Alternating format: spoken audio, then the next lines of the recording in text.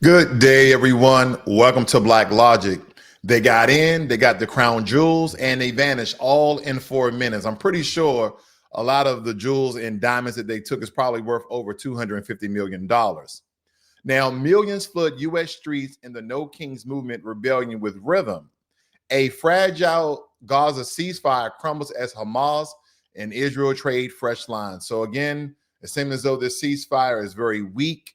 There's no other countries that's really solidifying this ceasefire. There's really no other countries involved except for America, and we see how this ceasefire will pan out.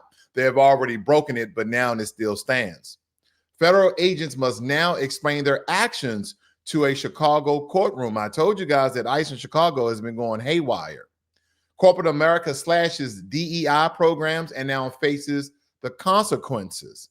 A top tech CEO freezes all new U.S. hires, and the Thailand pipeline just shut down. And as I told you guys before, no one wants to invest in Americans, but everybody wants to come here and take all the opportunities.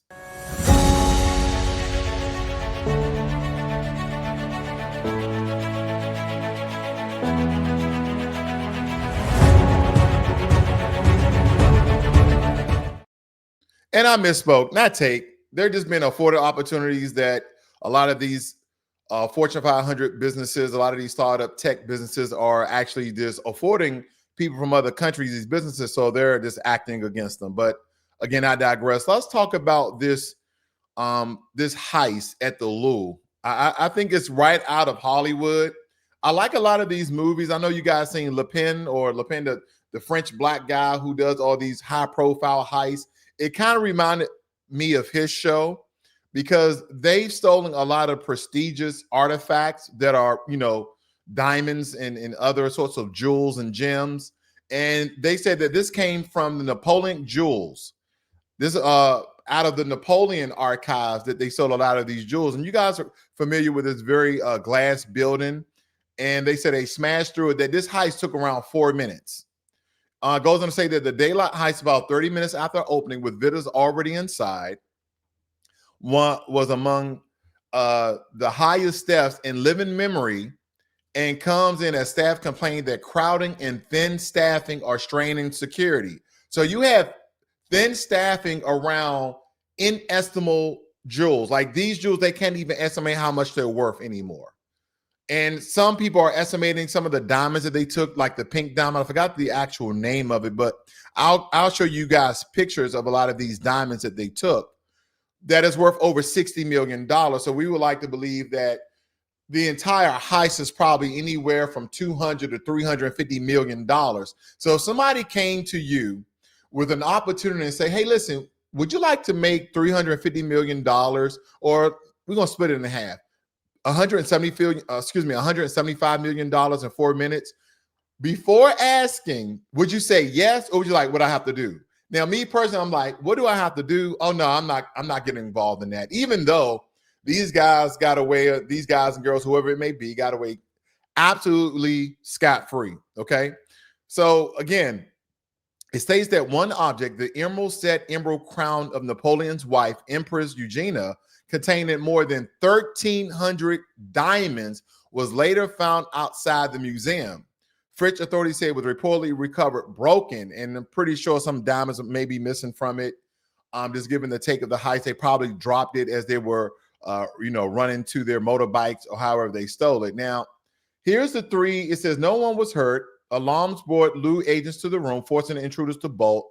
But the theft was already done. They already had a lot of these very expensive diamond artifacts inside of their, carry-on bags or whatever. It states that there were the crown jewels are displayed, including the Regent, the Sassi, and the Hortensia. Now, I don't know how to pronounce some of these names, so please don't beat me up in the comment section. But here's the Hortensia, this very large pink diamond here. Very beautiful, by the way. And I'm just going to say what everybody's thinking. Someone stole stolen diamonds. Now, a lot of these diamonds, let's just be real about it, ladies and gentlemen. A lot of these diamonds were taken from Africa. They were stolen. They were ripped off. They were taken under the guise of partnership and trade, or under apartheid, or under, whip and chain. Who knows? But a lot of these crown jewels, and not seeing the one in Paris. I actually saw the Mona Lisa in person. They told me that I couldn't take a picture, but I already took a picture. I have a picture of the Mona Lisa. Very weird picture, by the way. The Mona Lisa is a very weird picture. It almost looks like a male, female that's smiling and smirking at the same time. But yeah, I saw the crown jewels up close, very beautiful. But a lot of these diamonds and jewels and gems are from Africa. So some people are stating that they just stole stolen items. So who cares? And I don't know if these items were insured, because how can you insure this one pink diamond that you see on your screen here that's worth $60 million? Okay, they stole all sorts of things, ladies and gentlemen. They stole all sorts of things with very huge diamonds that a lot of these kings and queens in Europe used to wear. And some people say good riddance, because again, you're just showing off and showcasing off other countries' pillage and plunge and spoils that you guys did in conquest hundreds of years ago. And now they're probably rightfully turned back to the rightful owners. And another quick point about this is when we talk about this story here, some people say, well, how are they going to move these diamonds? How are they going to sell these diamonds? Don't you know that there are a lot of billionaires around the world who would just love to have this in their personal collection only for their enjoyment? They will view it, or they will get their own private jewelers to break it down and put it in maybe a watch or a necklace. Very minuscule, very small, so it's undetectable to the naked eye to a certain degree, or lace things and pink diamonds. They will do all sorts of things. But there is a black market for the crown jewels. I'm just letting you know. And you guys can go on all these undercover sites, black sites, whatever. I promise you there's a market for this, and someone is going to make the bag. There's no doubt about it. But 4 minutes, we're talking about the ultimate smash and grab. This ain't going into a convenience store and stealing a bag of M&Ms. No. They stole the crown jewels of Napoleon and Napoleon's wife. And we would like to believe that a lot of those jewels are definitely from the continent of Africa, okay? So I just thought that was a very interesting story to get the juices flowing, because, again, this is at the Louvre Museum in Paris, and they're stating that thieves executed a meticulous planned daylight heist, stealing 8 priceless pieces of French crown jewels in just around 4 to 7 minutes. And that the thieves used a basket lift, broke display cases in a part of the Galleria portion, and escaped on motorbikes, raising critical questions about museum security and national heritage protection. And as the staff were stating, we have to cover so much ground. We don't have that many people. And just think, you guys are guarding millions, if not billions of dollars in jewels, and you're thin staff. Boy, bureaucracy really plays a role in this one, does it not? Let me move on, ladies and gentlemen, because we had the No Kings protest this weekend, and they stated that millions march across America shouting, "We have no kings." And the full context here is that the No Kings protest erupted nationwide, with organizers claiming that over 7 million people gathering at more than 27,000 events to oppose what they see as authoritarian shifts under the Trump administration. And the movement spanned all 50 states, from major cities to smaller towns, and focused on government overreach, immigration policy, and threats to democracy itself. I don't know why they keep bringing up immigration. Okay, now if they're violating people's civil rights that are American citizens, then I understand the immigration piece. But if they're just deporting illegal immigrants, I don't care if they're violent or non-violent, they need to be deported. And to a certain degree, they have taken steps and imposed policies and regulation to decrease mass legal immigration, which is also a good thing for American citizens, as long as we're being trained up in a lot of the skills, trades, and job sets that a lot of immigrants were taking over. Okay. And I don't mean they came in and take over, that the businesses were giving them these jobs. I want to make sure I'm clear, because they don't just come in like, give me that job. Immigrants don't do that. These jobs are being afforded. So a lot of these businesses can, I can hire 3 of them and only 1 of you. So I'm going to take 3 versus 1. Yeah, it's a no-brainer. And I just want to point out a couple of things here in this particular story. Now, why this?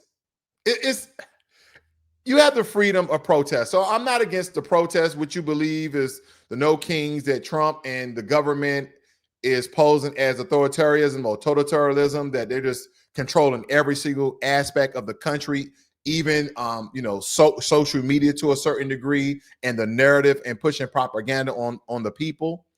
But why this? It's almost like they're making a mockery of it. It doesn't seem serious, even though the no kings is a very serious term, because in America we never had any kings. We've always had presidents and senators and congressmen and women. So when I look at this, it looked like a freak show, and I'm like, this doesn't seem serious. Like, you guys are toying with this, that you are playing with this, and maybe I'm missing the mark. Maybe I'm not understanding the underlying message that they're trying to portray here, but it looked like a freak show. It looked like a costume party. And now we're in October. You guys are having an early costume party, okay?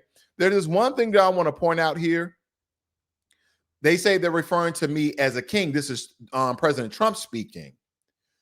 They're saying they're referring to me as a king. I'm not a king. I'm a dictator. I mean, that's what the president said. He didn't say dictator. My apologies. It was a fraudulent slip. My apologies. But it goes on to state that the president said in a Fox News interview that aired early Friday before he departed for a $1 million per plate MAGA Incorporated fundraiser at his club.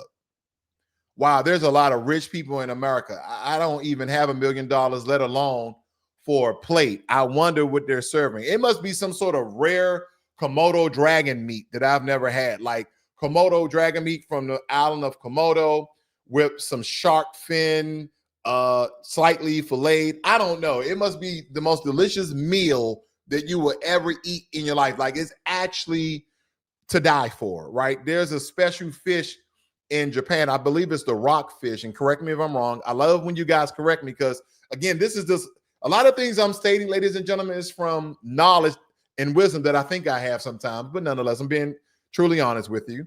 But I have a lot of information, and sometimes it come out improperly or wrong. So thank you for correcting me. I do appreciate that. Nonetheless, I'm just wondering, is it a rockfish that, those expert chefs in Japan have to cut very meticulously so no poison gets inside the meat and you can eat a very delectable meal? It's supposed to be very delicious.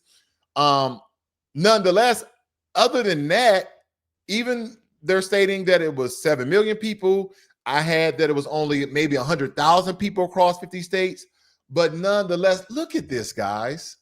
Look at this. This is a freak show. These guys right here are not policemen. Okay, this is in America. And these look like British police, like bobbies, they call them, right? And they got a hand, they got fake chains around them, and this is supposed to be President Trump.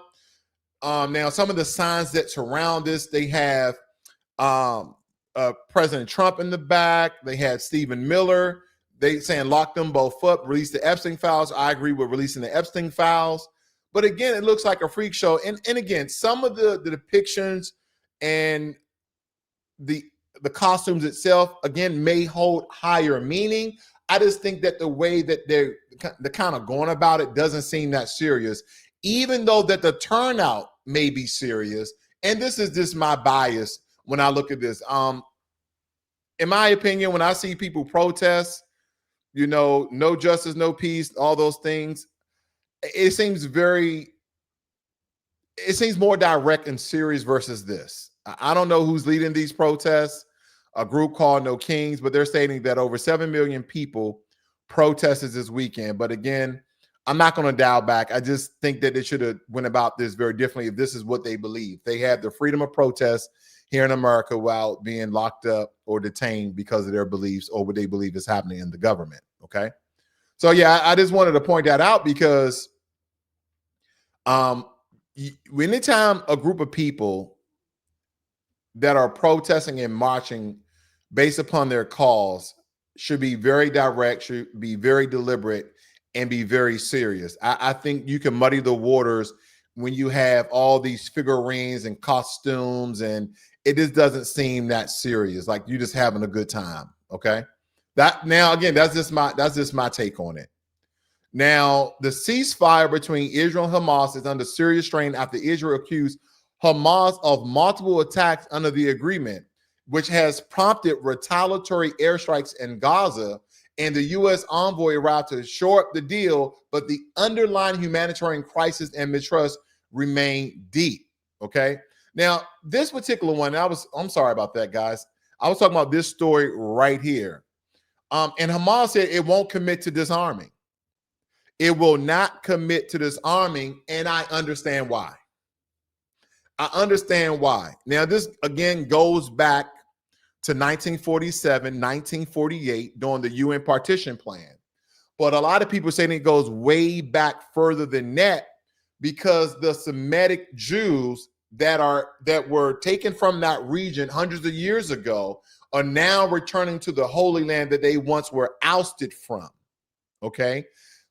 But controversy is stating that the Jews that are returning to that part of the land are not based upon their lineage, okay, and just let alone their DNA is not the same Jews. The Ashkenazi Jews are not the same Jews. They are from Europe. They are white Eastern Europeans for the most part that have been taken over that land and been given that land, okay, by the UN, part of the 1948 partition plan. So Hamas is not just as people will view as a terrorist group, but Hamas is also a government. That's what a lot of people don't understand the conjunction of Hamas. They just think there is a bunch of these militia groups or a militia that is very large. But no, Hamas is also a government as well. And they use their fighters. Some people are saying Hamas are freedom fighters. Other people are saying Hamas is the military of certain parts of Gaza, certain parts of Palestine, whether it be, East Jerusalem, the West Bank, and or Gaza, and that they rule over those territories. And this is the only government that they have in place, even though they supposedly have some sort of Palestinian liberation organization that governs over certain parts of Palestine as well. And this is the problem I see that Palestine is going to have to get together in order to be recognized officially, not just in word, as a lot of countries, a lot of European countries did at the UN, but to be officially a statehood. Either Hamas is going to be absorbed in the Palestinian Liberation Organization, and they may have to even rename that.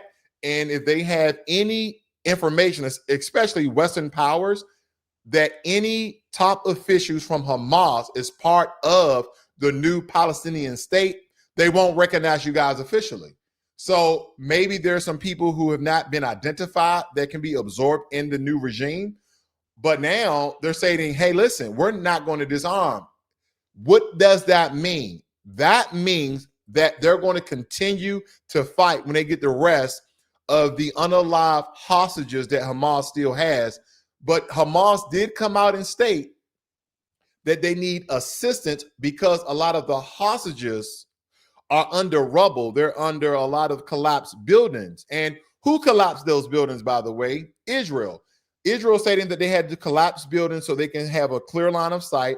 Also, so they can destroy a lot of the underground tunnels because of the weight of buildings coming down, collapse a lot of the tunnels. So, of course, they lost a lot of Hamas fighters, as well as the civilians, okay, the hostages that Hamas took October 7th. So it's kind of one of those things where people say, stop destroying all the buildings because a lot of hostages are being killed. But the IDF, by the orders of Prime Minister Benjamin Netanyahu, continue to bombard and destroy and demolition a lot of those buildings in Gaza. So now you have all of these unalived Israelis who were hostages and possibly at the time were alive, but got killed in the destruction and the demolishment of all of these buildings.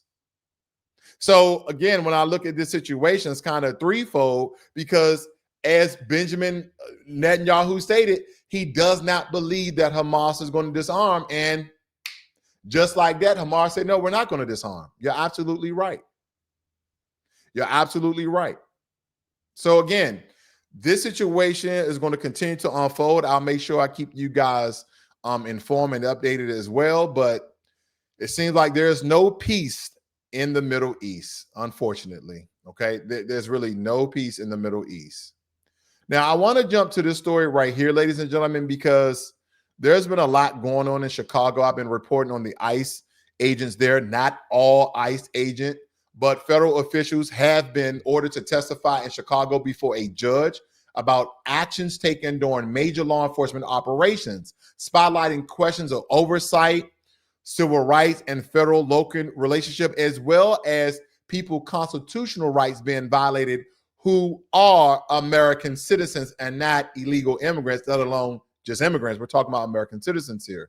So again, it seemed like all out immigration war in Chicago, and I'll keep you guys updated. But now ICE has to answer to the courts in Chicago about a lot of their tactics and dealings that they're having in Chicago. Now, granted, there's a lot of Black Chicagoans that are stating, yes, we need ICE here. We're being overran by illegal immigrants. And I would like to take, the actions and words of my brothers and sisters in Chicago, that they know exactly what's going on and they do want ICE there. But the way that ICE is conducting their operations and tactics, that is being questioned, not by the citizens, by the way, not by the Black citizens, not by the white citizens. This is just kind of the public outlash that people are having, because again, to the public eye, it looked very militaristic about the way they're going about it. Flashbangs, grenades, they're repelling from helicopters, they're breaking down doors, and some of these doors they're broken down was reported as American citizens, and that they were detaining people without just cause and or warrants. So it's just a lot, ladies and gentlemen. It's just a lot. And don't get me wrong, a lot of people in Chicago are definitely like the fact that ICE is there and that they're cleaning up the streets of illegal immigrants. But again, I told you, this is twofold. There's a visual public perspective about the way they're going about it versus some of the legality behind it. And that's why they have to go to court over some of their actions. So hopefully they're cleared of their actions as long as they're doing things legally and constitutionally, okay? So I want to make sure I point that out very, very clear. Now, as many major U.S. companies scale back or dismantle their diversity, equity, and inclusion that never help Black Americans. So for you guys who keep trying to relate and compare Black Americans that we benefited from DEI, we have not. Looked at the Department of Labor and Statistics information that came out that majority of people who actually benefited from DEI were white women than white men, and then Black Americans were at the bottom of the total poll was white women, white men, Hispanics, Asians, and then Blacks. And again, don't take my word for it. Do your own research. Let's not get emotional, because I know some people are like, no, damn DEI Black people were. And every time that people speak publicly about DEI that are non-Black, it seems as though, well, I hope they're not a DEI hower. And they seem as though they're always referencing someone who was dark color, copper, melanated tone, meaning Black, okay? Especially here in America as a classification according to the U.S. Census Bureau. So with that being said, let's just stop relating DEI with Black people, because again, it's a farce, it's a folly, it's a lie. It's not even relatable to the statistics of people who had benefited greatly from DEI programs, nonetheless. Now, as I was stating, that the DEI legal and reputational risk spike because Harvard Law Review found that the trend is accelerating and regulatory changes and public scrutiny, and firms are forced to recalibrate. But the retreat from DEI could expose deeper vulnerabilities in talent, brand trust, and compliance. Because now they're stating, well, the people who you deem who are DEI are not really DEI. Now, I'm just going to read this a little bit of this first one here. The era of performative virtue signaling may be over, and the era of accountability for violating state and federal civil rights laws have begun. 4 years, corporate America treated DEI as a moral shield, a marketing strategy, and an ideological weapon. But state attorneys general, legislators, and courts are now making clear that there's a fine line between diversity efforts and unlawful discrimination, and many companies run across it. As I told you, there's been a lot of people being let go, fired, laid off, even prior to the government shutdown. And unfortunately, a lot of these people seem to be Black females. So again, the courts are reviewing this by a Harvard Law study, and they're stating that now this is no longer about DEI programs. This is about unlawful discrimination and basically violating constitutional and civil rights laws. That's not my take. That's what the reports have. If you like Blacklogic, please subscribe to the channel. Hit the like button. Here's the thing about Blacklogic, ladies and gentlemen. You're not going to always agree with some of the statements, some of the claims that I make. And I always make sure that I tell you this is my personal opinion about certain things, or I just give you the straight up front, raw truth about the news, all in what it is. So thank you for joining me here this morning. Make sure that you chime in this evening. I have a special that I'm going to release. You guys have a great and wonderful day.